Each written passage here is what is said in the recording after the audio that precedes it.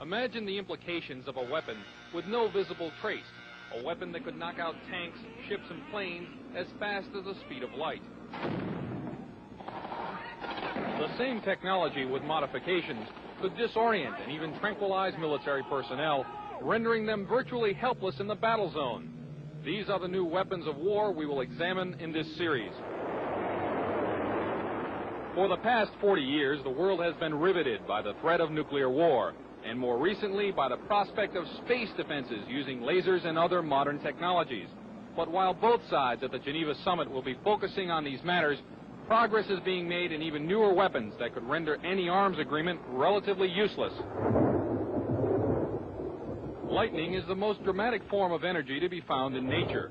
Scientists have succeeded in creating limited types of artificial lightning, and some think that these could be the forerunners of a new type of directed energy weapon, part of a family of weapons which operate within the radio frequency segment of the electromagnetic spectrum, and are thus referred to as radio frequency weapons. Dr. James Frazier has researched electromagnetic effects for the Air Force for over 10 years, and he, like a small but growing number of weapons experts, feels that radio frequency, or RF weapons, could be the wild card in the ongoing arms race. You could have tremendous amounts of radiative power.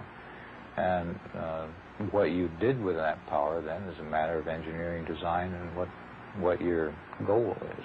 Robert Bass, a physicist and PhD in mathematics, is working on U.S. weapons research.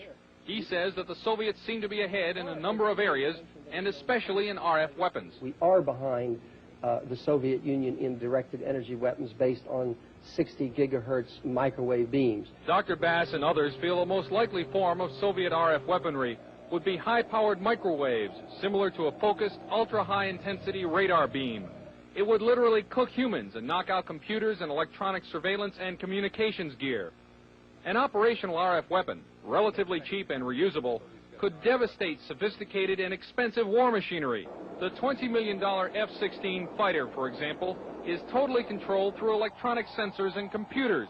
With no manual flight controls, the plane would literally fall out of the sky after being hit with a high-intensity pulse of microwave radiation. Scientists say that microwaves and other types of RF pulses operating at specific frequencies or windows can be transmitted with little or no loss of power.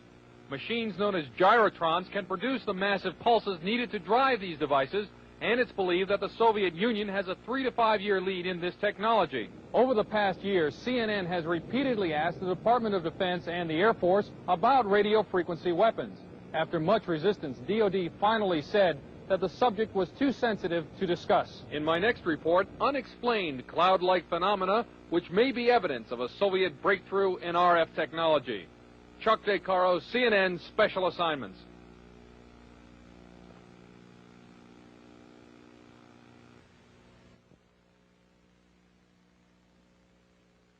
Brainstorm was a science fiction movie about a device which electronically injected thoughts into the human mind. In this scene, the mind control machine projects images into the brain of the chief scientist through an electrode headset. The scientist then finds himself experiencing the thoughts of a wild truck ride.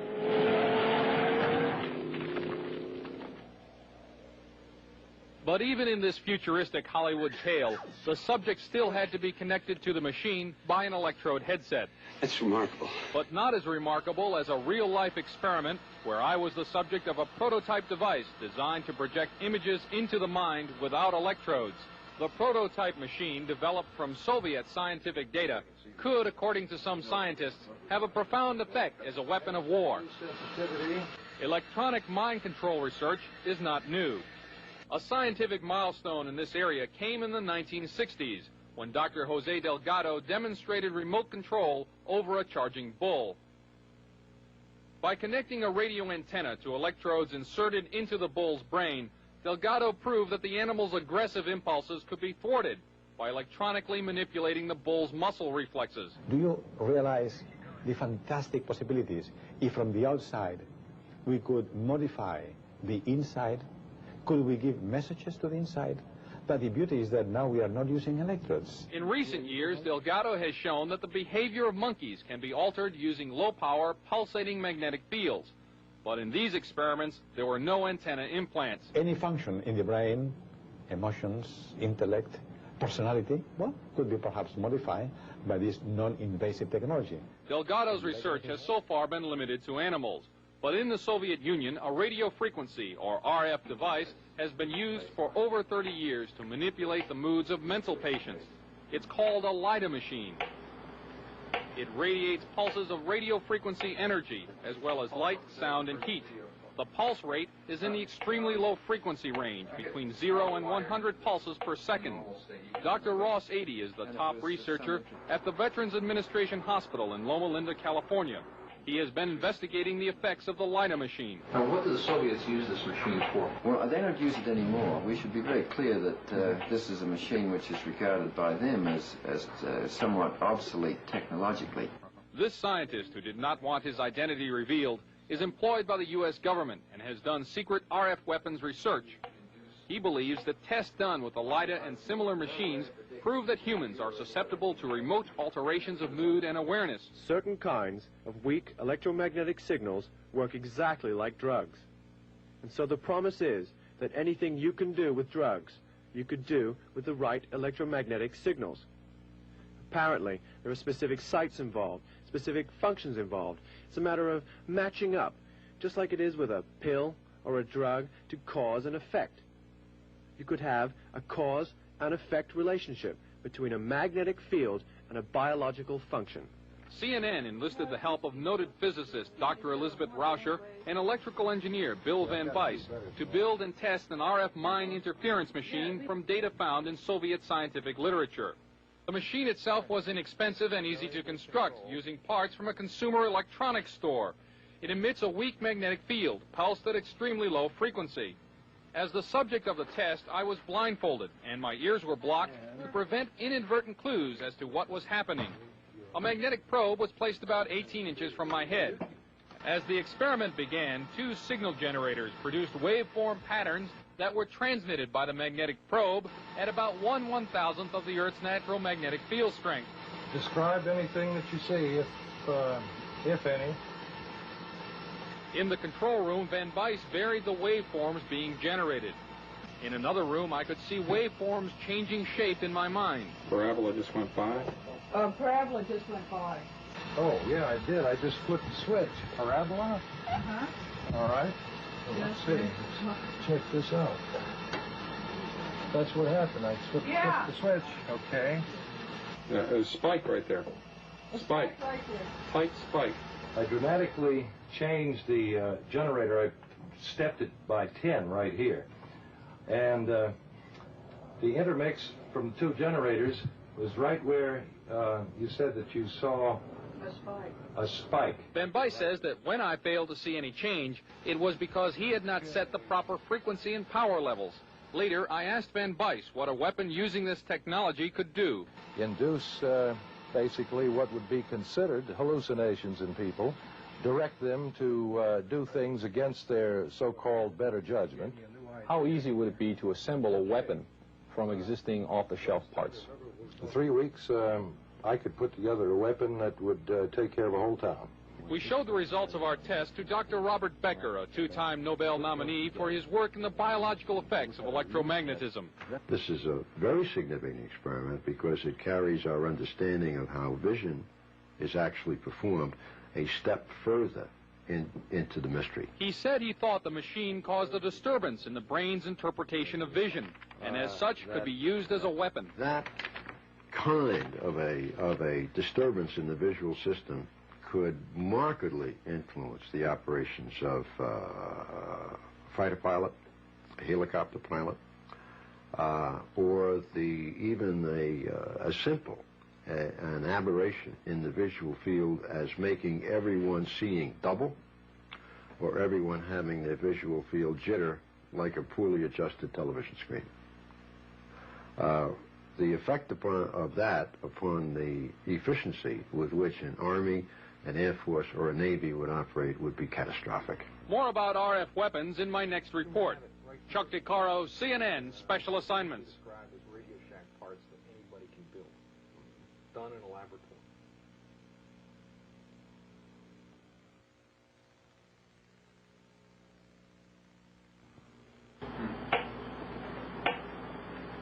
This is a Soviet Lyta machine. It broadcast by a number of high-powered radio transmitters operating deep in the Soviet Union since July 4th, 1976. Though the official Defense Department explanation of the Woodpecker is that it is an over-the-horizon radar designed to track U.S. missile launches, some scientists suspect that the Woodpecker is designed to interfere with human brain function. As far as I'm concerned, the potential that this has for producing a direct psychoactive effect upon the total American population is there, has never been disproven. Dr. Robert Becker is a pioneer in the field of bioeffects of electromagnetism. The signal range within which the Woodpecker operates is that which has been reported by many investigators to produce a tranquilizing effect upon animals.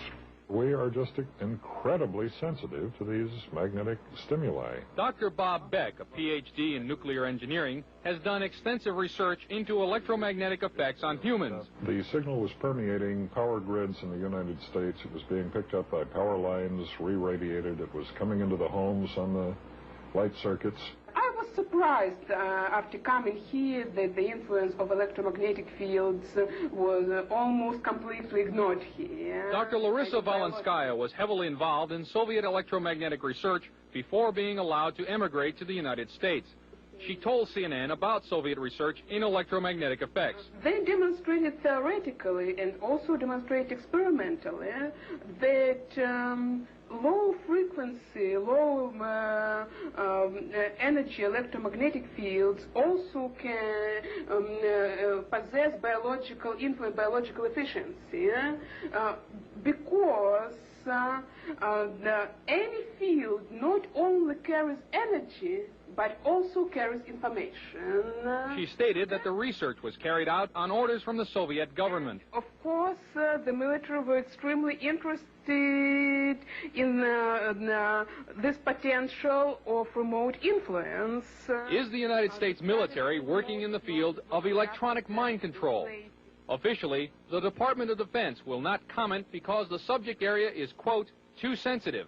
But CNN has learned from this government scientist, who did not want to be identified, that a Navy laboratory conducted research into the use of an RF device for counterterrorism and special operations. It's possible to entrain a certain percentage of a population, apparently, with weak magnetic fields. The study also showed that RF signals could dissolve certain types of rat brain cells at a distance, causing disorientation and nausea. According to the scientist, even though the program was successful, the government never followed up on it. Dr. James Frazier did electromagnetic research for the U.S. Air Force for many years. At one time, he proposed a battlefield RF weapon system. You could make an antenna that would be carryable by a helicopter, and that this could be expected to produce a wide variety of symptoms, actually, by humans who happen to be standing in the beam. According to Dr. Frazier, the Air Force never followed up. At Lawrence Livermore Laboratory, another RF weapons concept is nicknamed the brain bomb. According to the book Star Warriors, the brain bomb would focus a nuclear blast into a huge pulse of low-frequency RF energy that would stun huge numbers of troops. Apparently, it too has not yet been funded. The Department of Defense will not comment about Soviet RF weapons, or if American RF weapons development is going forward. However, experts interviewed by CNN say that the Soviets are apparently ahead and could exploit that lead in a surprise strategic move, a move that could have grave consequences for the United States. From Washington, this is Chuck DeCaro, CNN Special Assignments.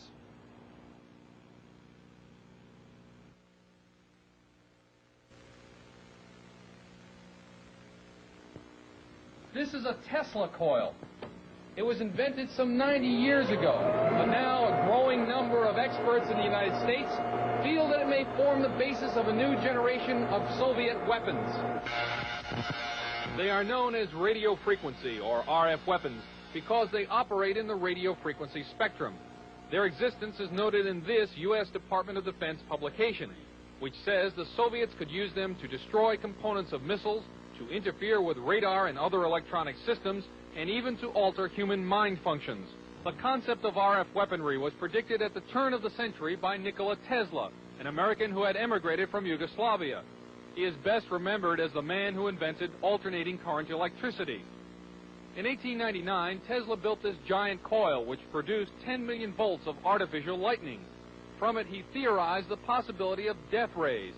This and many other of his ideas about the physics of electricity were ridiculed by the scientific establishment. Pure science is not a sure thing. You can't predict what's going to work out and what's not going to work out. Robert Golka, a research scientist, built a replica of the Tesla coil about 80 years later.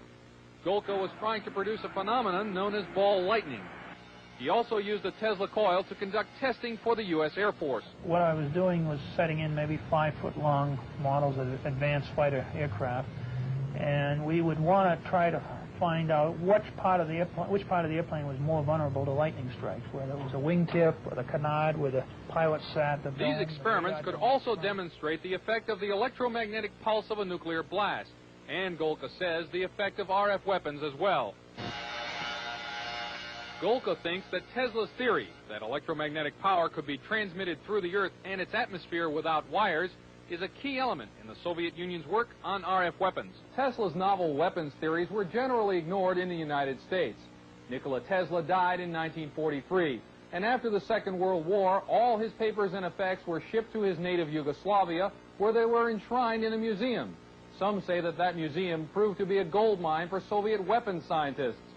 We haven't even formally, so far as I know, to ourselves admitted that these weapons exist in the hands of the Soviet Union. Weapons analyst Tom Bearden, a retired U.S. Army lieutenant colonel, is among a small group of scientists and engineers who believe that the Soviets have perfected Tesla's ideas and are developing radio frequency weapons on a scale unimagined in this country. There have been a series of tests of these kinds of weapons, apparently, for a number of years. For example, airliners from Iran, before the fall of the Shah, saw deep within the Soviet Union very large, glowing spherical balls of light, which started out small and then expanded to very large size, which are apparently these kinds of weapons for use in an anti-ballistic missile defense role. Bearden believes that these satellite photographs are of mysterious non-nuclear explosions near an uninhabited island in the East Siberian Sea, and that they are discharges from an RF weapon that uses intersecting energy beams called scalars. In doing so, you can create, for example, either an electromagnetic explosion at a distance, or you can create an electromagnetic implosion at a distance, the extraction of energy from a distant point. This would look like a cold explosion, so to speak. And I believe the thing on April the 9th, 1984, off the coast of Japan, that involved several 747 jet airliners, I believe that incident was a test of a cold explosion weapons. At least it met all the characteristics. Pilot Doug Happ was in one of the 5 airline crews that saw an incredibly large cloud rising from the moonlit overcast below. It looked like a plate coming up through an overcast, but it just kept expanding, and as it got higher, it was apparent that you could see right through the middle of it, so it looked like a big smoke ring.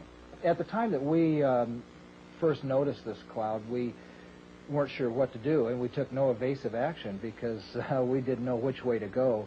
And I think eventually we either ran through it or it completely engulfed us. Happ says when his flight reached Anchorage, Alaska, it was checked for radioactive contamination. None was found. Dr. James Fraser has done extensive research in electromagnetic effects for the U.S. Air Force. It could be due to a strong electromagnetic beam, but we don't know that. They can also be caused by chance terminal gradients. We've had for several years studies of clear air turbulence, for instance, which have produced this kind of a disruption. The people who cited those are experienced pilots and should have been familiar with that kind of event, and this apparently was something outside their experience. There have been a number of times when Soviet technological surprise has upset the strategic balance. In 1948, the Soviets detonated an A-bomb years before it was thought possible. In 1957, the Soviets stunned the world by launching Sputnik 1, the world's first artificial satellite. And in 1976, the Soviets were discovered to have been embarked upon a program to build particle beam weapons, a discovery which led, 5 years later, to America's Star Wars program. In each case, the United States was able to regain the balance. But this time, with radio frequency weapons, some scientists feel that the Soviet lead may be permanent. In my next report, how radio frequency devices can be used as weapons against the human mind. Chuck DeCaro, CNN, on special assignment.